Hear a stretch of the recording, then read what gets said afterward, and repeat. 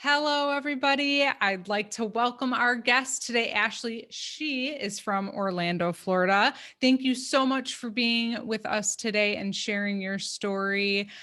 We welcome you on the cycle. Tell us a little bit about yourself, Ashley. Well, thank you for having me. I'm Ashley Dow, and I'm from the Orlando, Florida area, and my pronouns are she and her. And I started my endo journey probably, I would have to say, right at my first menstrual cycle is when my pain started. I remember calling my mom from school. I was in the sixth grade, and I had her come get me because I wasn't prepared. And she came and got me. And the next 2 days I spent at home in the fetal position in the worst pain of my life. So it started from my first menstrual cycle. I'm so sorry to hear that. So you're in sixth grade when this starts to happen. And does this continue to happen every month after that cycle, or did it go up and down? It did. It was pretty much every cycle. I mean, there might have been, a month or so that I got lucky and I was able to function and go to school. But I mean, whole life, from school to college to work, it was home for the first 2 days of my cycle. And, Yeah. in that time, so you were missing school, you were missing, excuse me, events, you were missing things for the first 2 days of your cycle from sixth grade on. During that Yeah. time, did you think that that was just normal? Did you talk to, your mom or your parents or someone about it because you were missing school? Absolutely. Yeah. My mom actually took me to her OBGYN. I think I was about 13. I want to say I was 13. So that was my first introduction to an OBGYN, was 13 years old.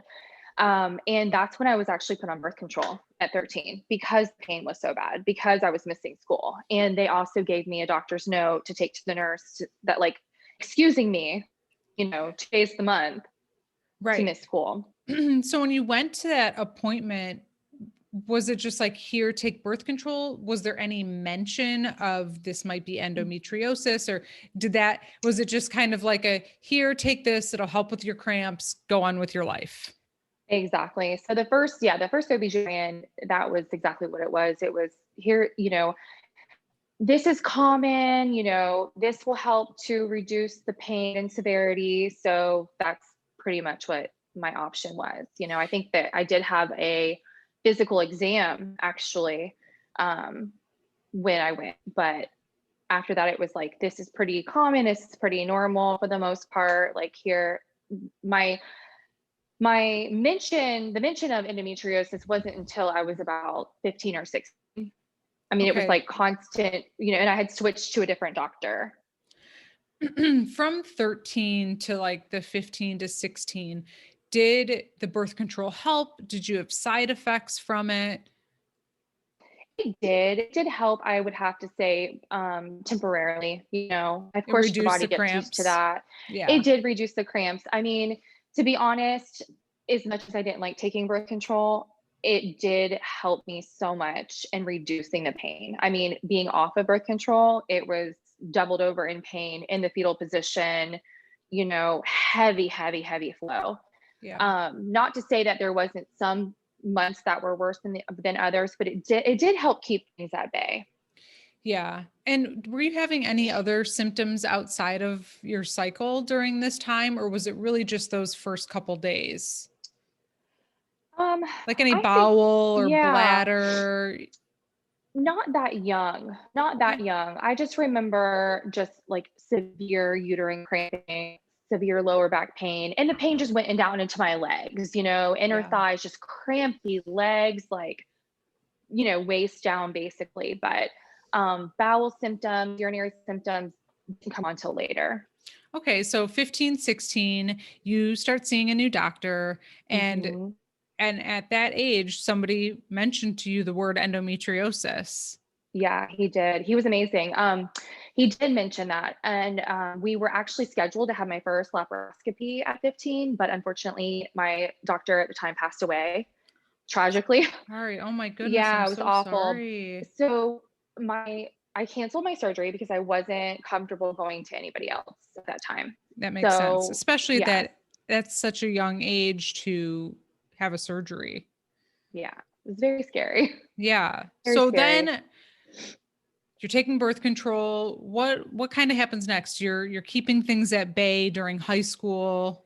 Yeah, so I lived on birth control. I lived on ibuprofen. It got to the point where ibuprofen wasn't doing the job, so they prescribed me naproxen, Hmm. Vioxx.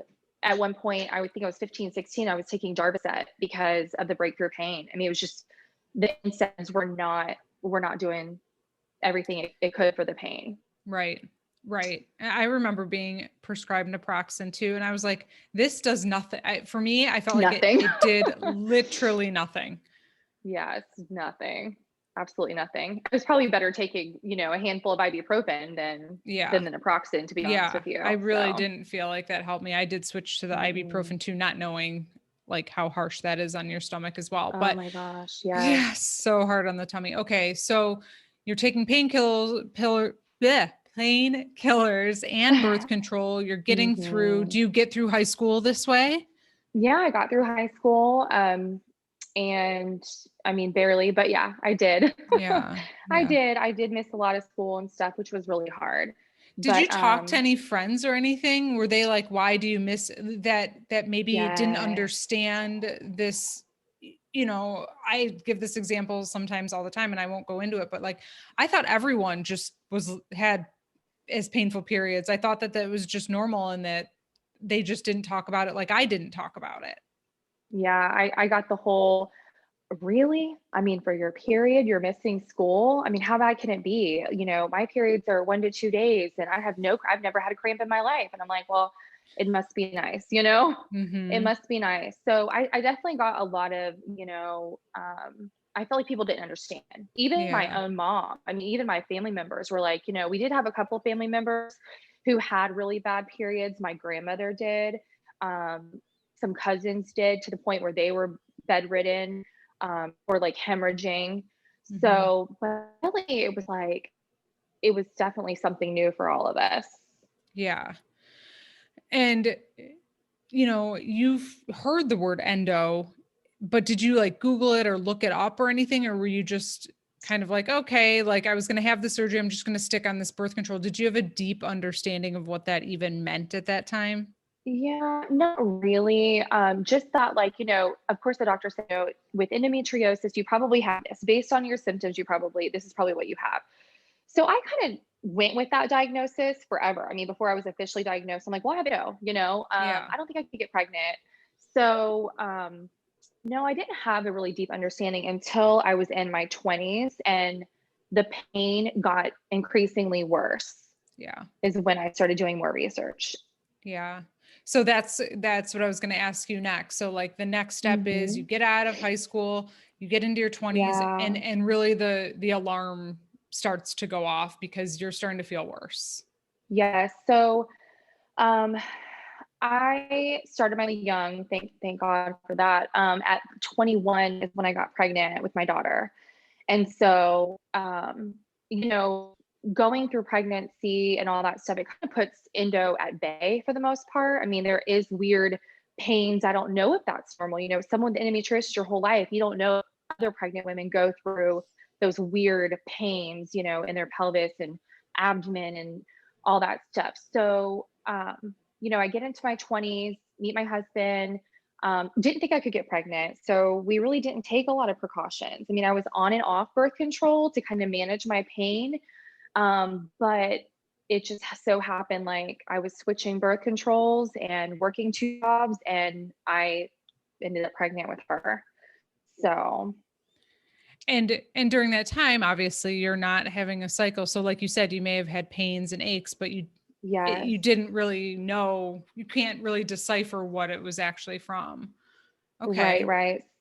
Yeah. So So after you have after, her, yeah, do you go right back on birth control or did you oh, not? yeah. And then the pain came knocking. Right. So I wasn't on birth control for the first, obviously a couple of weeks after I had her. And I mean, very shortly, I want to say 8 weeks postpartum, I developed like almost an 8 centimeter cyst on my ovary. So my OBGYN's like, you need to get back on birth control. This rupture, like we on the NuvaRing actually. And that would keep my pain again during the month. It would keep me from breakthrough bleeding. It would keep my pain through the month minimal. Then I would get my period. It was absolutely awful. I mean, it got worse, in a different way. I would say about age 22, I started having pain under my right rib cage. And I was like, what is this? I mean, I was laying down, it felt like there was like something sticking up under my ribs. And then eventually that pain went into my shoulder. And so I was having right shoulder pain and right upper quadrant pain during my cycle. And I went to the doctor, went to my primary care. They did ultrasounds on my abdomen, looked at my gallbladder, liver, all that stuff. That came back fine. And had an endoscopy that came back fine. Like they could not find the reason why I was having that pain. And so one day I realized this is cyclical. This is happening during my periods. So weird. So I literally took to Google and Googled my symptoms, like right upper quadrant pain, right shoulder pain with menstruation, and I found cases of diaphragmatic endometriosis. And so I kind of self-diagnosed myself with that at 22. Wow.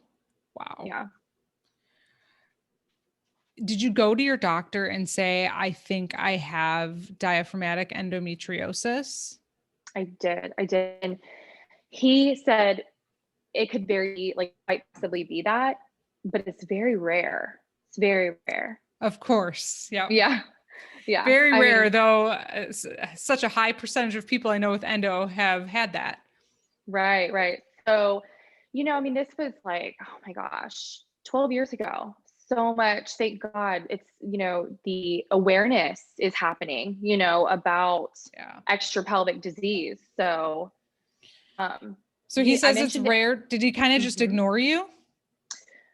I mean, no, he didn't really ignore me. It was just like, I had yet to have a laparoscopy. So there was no confirmation that I even had endometriosis at all. But, all the symptoms and everything led to I did. So I was very nervous to have surgery. So I postponed surgery for a long time. I had my second child at 25. Again, the pain got worse. Started having gastric pain, bowel pain, just gut wrenching pain. I would get my cycle and my pain in my stomach was so severe, in my shoulder. I mean, it was just so severe. And again, I still put it off because being a mom and a new mom, I was terrified to have surgery, absolutely terrified. So I didn't have my first surgery until I was 30. In this time, like between all of this, 22 to 25 and then 25 to 30, did the gastric pain and the other pain, like the rib and the shoulder, did it start to become during more times of the month than just your cycle? Did it start to become like a daily situation? Yes, I definitely had like chronic pain, chronic fatigue. Yeah, definitely. I mean, monthly. I mean, all the time. Ovulation was hard. I mean, ovulation was really hard.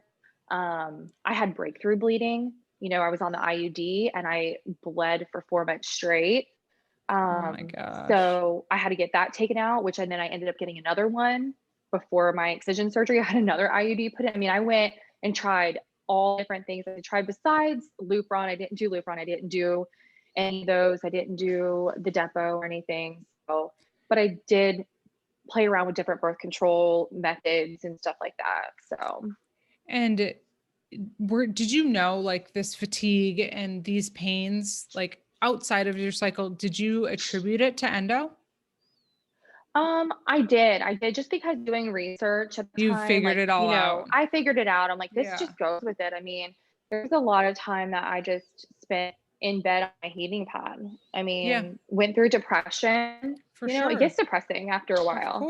Of course, when you can't maintain your normal activities and you had 2 young children, I can only imagine the amount of fatigue with the pain on top of it. So at 30, you hit a breaking point, I'm guessing, of just pain, and you were ready to really see what was going on. Yeah, I was. I mean, it had been a long, long road, Yeah, and I was yeah, just like, I've got to get some answers and I've got to figure out what can I do to fix yeah, this? yeah, I thought having a laparoscopy alone was just gonna make me feel better. And I had no idea. So I still wasn't educated enough, but yeah. I knew it. I started doing my research and I'm like, well, I need to do this. So I did have my first surgery at 30. Okay. And I was diagnosed by that doctor with stage 4. Hmm. And he confirmed it was on my diaphragm. I told him, I'm like, please look on my diaphragm. So he did. And he's like, this is like you're the first patient that that told me where to look. But I knew my body so well. I was Yeah. very, very in tune with my body. So I knew I was having bowel pain, with bowel movements and stuff, urinary frequency. So I knew exactly where it would probably be. It was also so scary having that first surgery because you're like, what if I get in here and they don't find anything? Like, I know I'm not crazy, you Yeah. know? Yeah. That's such a huge fear for so many people that I talk to. And I don't think I've ever spoken with anyone who had the surgery that it wasn't found. Like you said, you're Yeah. just in tune. We're intuitive. I do think that we know when something's wrong. Like we know, our bodies know, and we know that. So after that surgery, you find out you have it there. Now, was this just a regular OBGYN that did this surgery? Did they try to remove any, or was it more just a diagnostic surgery? So I was under the impression he was supposed to be more so a like specialist is what he goes by. Like, I'm a specialist. He doesn't do your well woman exams or anything like that. He strictly does, female gynecological surgeries. So we got in there. He did ablate a few things, is what he said. But then after that, he's like, okay, well, here are your 3 options. He said, you can get pregnant again, which we know after 2 children, I was at stage 4. So I don't know what that had to do with anything, but these were my options: get pregnant, have a complete hysterectomy, like ovaries, everything, uterus, everything, or go on Lupron, which he really, really wanted me to go on Lupron. I mean, so much that he ordered Lupron through my insurance, and it wasn't without my permission. So Wow. yeah, yeah. And I'm Yeah. guessing you went home and you already have done so much research. You started to Google and you found out that none of these options were really going to be a solution to endo. Exactly. I went home and that's what I did. I got on the computer. I got on Facebook. I searched endometriosis support groups. I found amazing support groups. And that's when Excision came into the vocabulary. That's when I learned, like, okay, these are all Band-Aid options. I've already done Band-Aids for all these years. Yeah. So when I started doing research and joined the groups and sat back for probably a year and a half, I would say, before I pulled the trigger on making an appointment with an excision specialist. How were you feeling in this time period? Were you taking birth control and keeping things at bay over this year? I Or was. like So IUD? yeah, actually I went back to my OBGYN, who delivered my kids, and he put me on. He was very supportive through everything. Endometriosis, he obviously knew about, but it wasn't his specialty. He specialized in high risk deliveries. So he was very supportive with me going outside for surgeries and stuff like that. He always took care of me when I came back. So he did put me back on the IUD, and I I was on the IUD prior to having my excision surgery. Okay. Okay. And so now you're 31 and you have your excision? 32 actually. Yeah, 32? I Okay. had it at 32, March 2017. So Endometriosis Awareness Month is when I had my surgery. Yeah, 2017. Yeah. And how did that go? What did they find? Yeah, so I consulted with the physician over the phone, sent my records, and I had to travel out of state. And so my family came with me, and I was probably there for like 10 days. And I was told over the phone, based on my, prior surgical report and pictures and stuff, that I would probably need the VATS for the diaphragmatic endo, which was so scary. That was Yeah, probably one of the scariest things they told me. sure. And for And then, people who are listening, do you want to tell them what the VATS yeah, is? Because they sure. may not know. Yeah. So the VATS is to look for thoracic endometriosis. So if endometriosis is on your diaphragm or your lung, it's a video assisted thoracoscopic surgery, and they make a little incision like in your rib cage area. They collapse your lung and they look around the thoracic cavity for the endometriosis, and they excise it that way, because they can only get that area on that side. Yeah. So Yeah.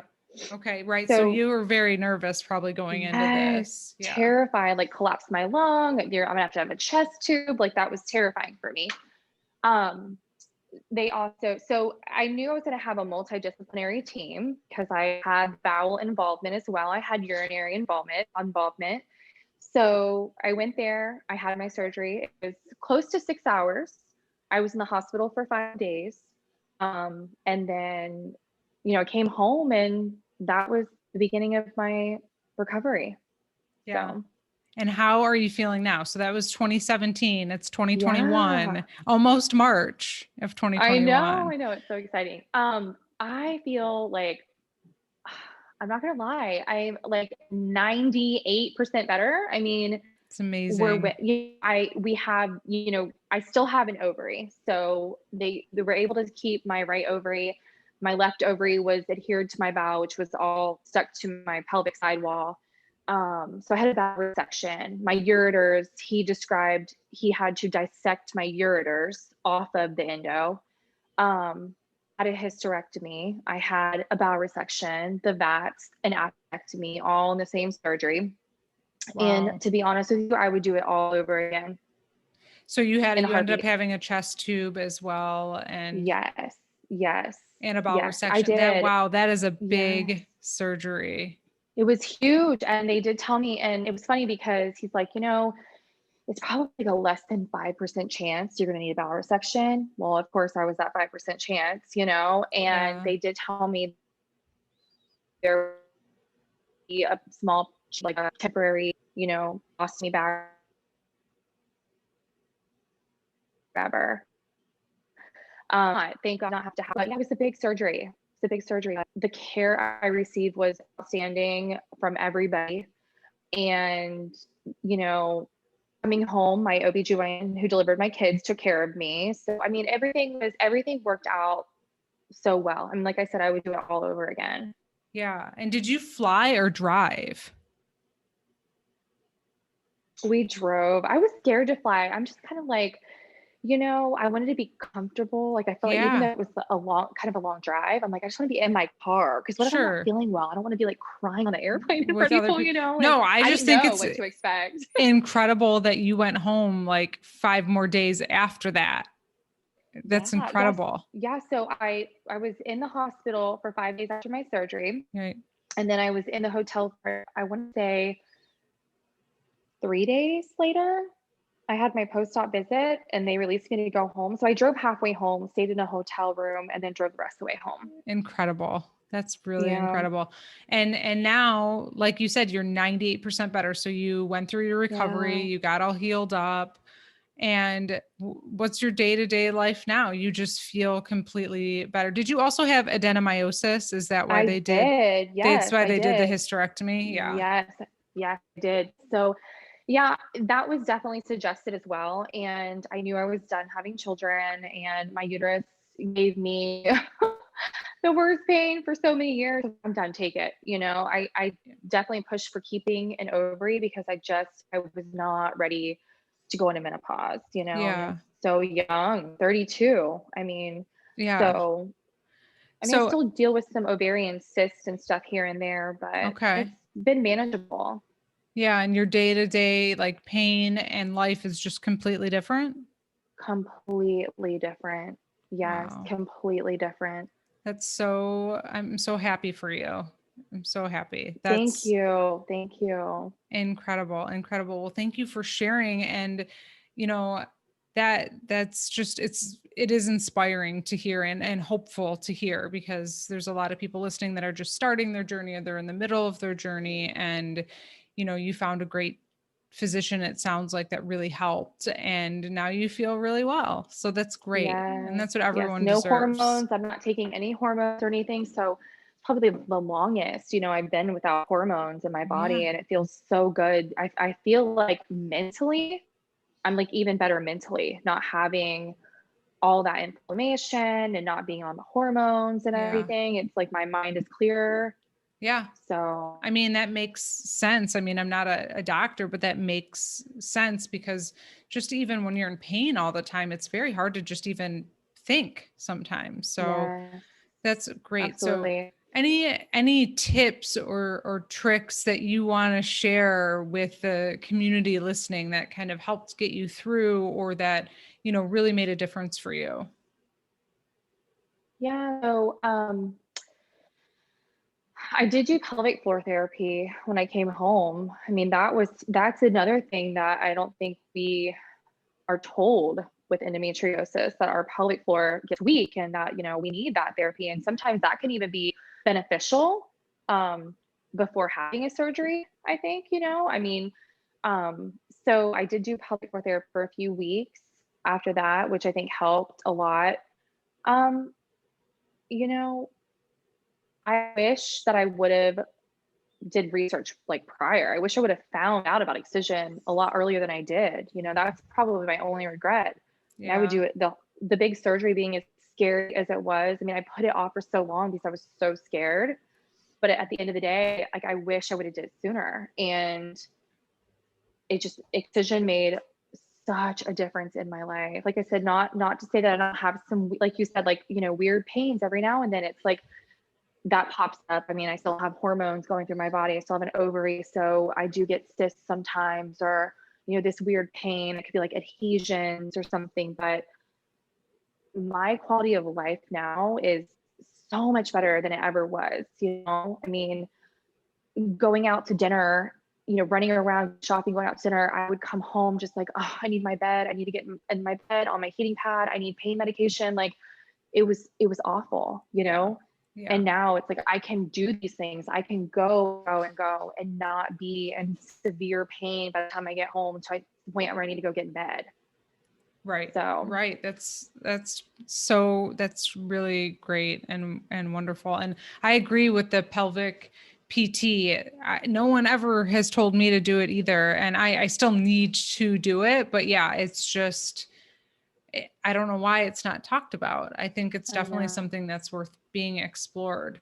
So I also know that you have a support group where in the area that you live in, or even maybe Yes. online. Tell us a little bit about your support group. Yeah. So I started a support group locally because, that was such a big deal for me, having that community of people that could relate to what you were going through. And if it wasn't for the endo community, like I wouldn't be where I am today. Like, I mean, in all honesty, they were my biggest support going through deciding to go have that surgery, finding those people that had that surgery and talking to them and calming those nerves. So I started a local support group in my area so that we kind of could have that community and talk with each other, maybe do some meetups, start doing some advocating. So passionate about advocating.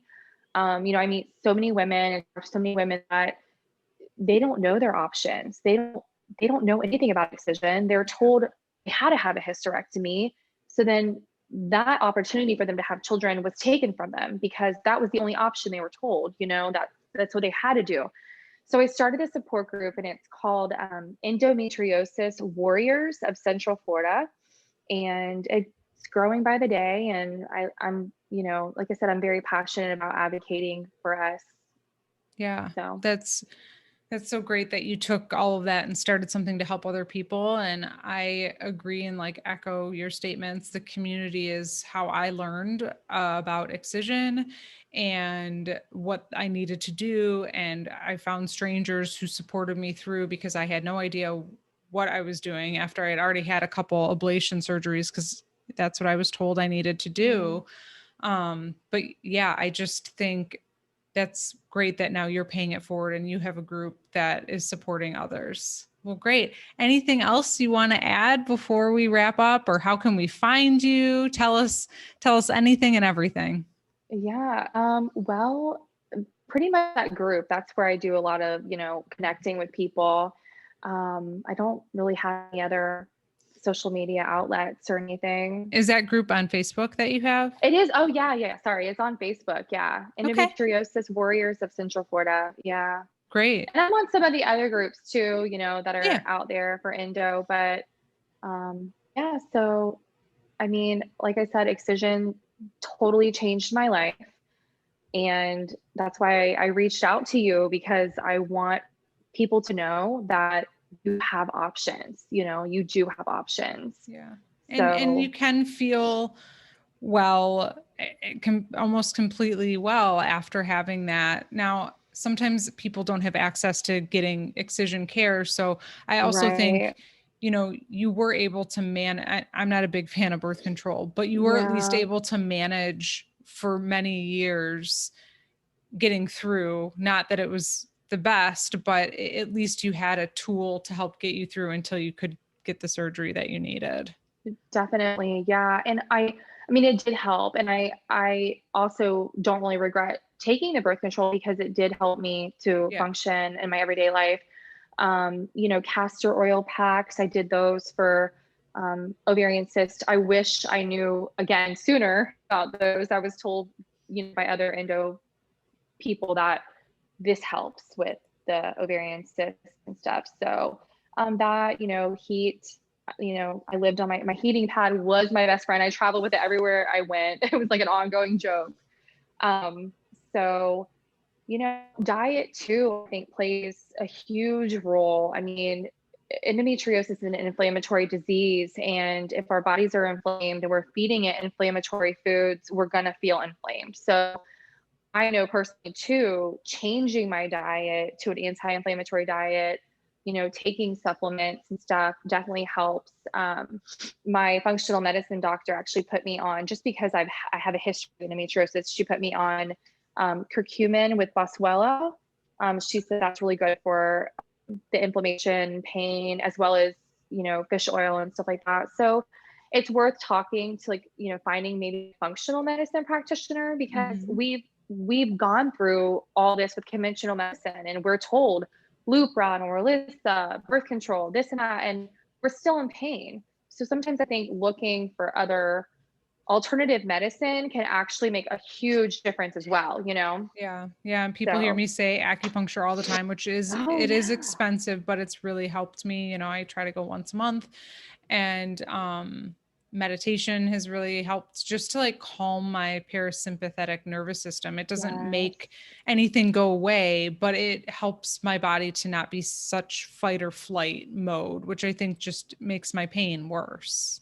Yes, I agree. I agree absolutely. I mean, I even after my surgery that I had in Atlanta, I experienced a loss, and that my body like felt that pain. So I Yeah. was having pain in all those surgical areas, like, so I think, meditating and trying to calm yourself, like you said, definitely Yeah. helps to kind of, you know, How many months after that surgery was it that you started to feel like really, I mean, I'm sure it was a pretty long recovery, not long, but like until you felt really like yourself again. yeah.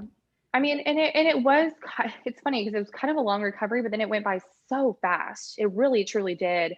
And it's so hard because I was driving, I want to say 4 weeks post-op. I mean, 2.5 weeks post-op, I went to brunch and sat, I did a little bit of walking, sat at the restaurant, ate, and went home. So, Wow. it is so scary because like you had so much done. I didn't Yeah. overdo myself. I think being positive too made a huge difference in my recovery. I went into that surgery saying, this is going to work and I'm going to feel better. And this is going to be like my new life.